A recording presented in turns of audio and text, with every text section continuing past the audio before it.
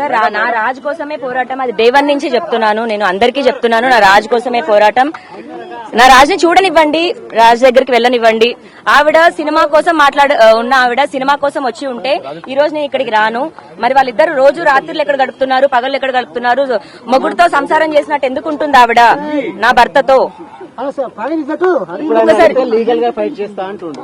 ఏంటండి మాట్లాడాల్సింది అంతా నన్ను ప్రిజన్ కి పంపించి ఇంట్లో నుంచి పారిపోయి వెళ్లిన మనిషి అతను. ఏదో నా దగ్గరకు వచ్చి నాకు ఒక క్లోజర్ ఇచ్చి మనం విడిపోదామని చెప్పడమో మంచిపూర్వకంగా వెళ్ళలేదు. నన్ను మోసం చేసి నన్ను ఇరికించి తప్పించుకొని పారిపోయాడు. నేను నార్మల్ ఒక అమ్మాయిని బయటకు వచ్చి మాట్లాడుతున్నాను వాయిస్ రేజ్ చేసి. డజన్ మీన్ నాకేదో వాళ్ళు భయపడిపోతున్నారు అని తండ్రి కొడుకులు చెప్తుంది అంతా తప్పు. ఇప్పటికి కూడా నాకు మామగారు అని ఒకసారి నేను లోపలికైతే వెళ్ళనివ్వండి కదా నన్ను. లోపలికైతే వెళ్ళనివ్వండి కదా.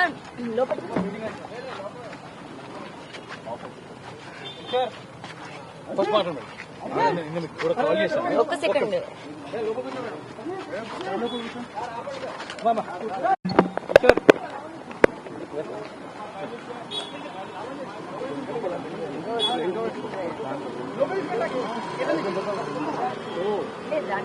అక్కడే మాట్లాడాలి, అక్కడే కల్పిస్తాడు. నేను రాజకీయం కోసం మాట్లాడడానికి వచ్చాను.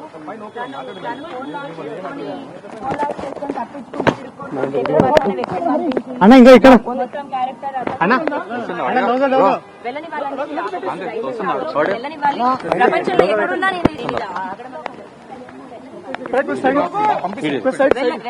నేను చెప్పండి అసలు దేనికోసం మీ పోరాటం? సార్ నా రాజు కోసమే పోరాటం. అది డే 1 నుంచి చెప్తున్నాను, నేను అందరికీ చెప్తున్నాను. నా రాజు కోసమే పోరాటం. నా రాజుని చూడనివ్వండి, రాజు దగ్గరికి వెళ్ళనివ్వండి. ఆవిడ సినిమా కోసం ఉన్న ఆవిడ సినిమా కోసం వచ్చి ఉంటే ఈ రోజు నేను ఇక్కడికి రాను.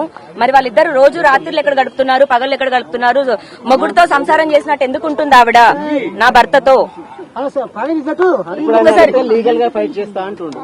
ఏంటండి మాట్లాడాల్సింది అంతా నన్ను ప్రిజన్ కి పంపించి ఇంట్లో నుంచి పారిపోయి వెళ్లిన మనిషి అతను. ఏదో నా దగ్గరకు వచ్చి నాకు ఒక క్లోజర్ ఇచ్చి మనం విడిపోదామని చెప్పడమో మంచిపూర్వకంగా వెళ్ళలేదు. నన్ను మోసం చేసి నన్ను ఇరికించి తప్పించుకొని పారిపోయాడు.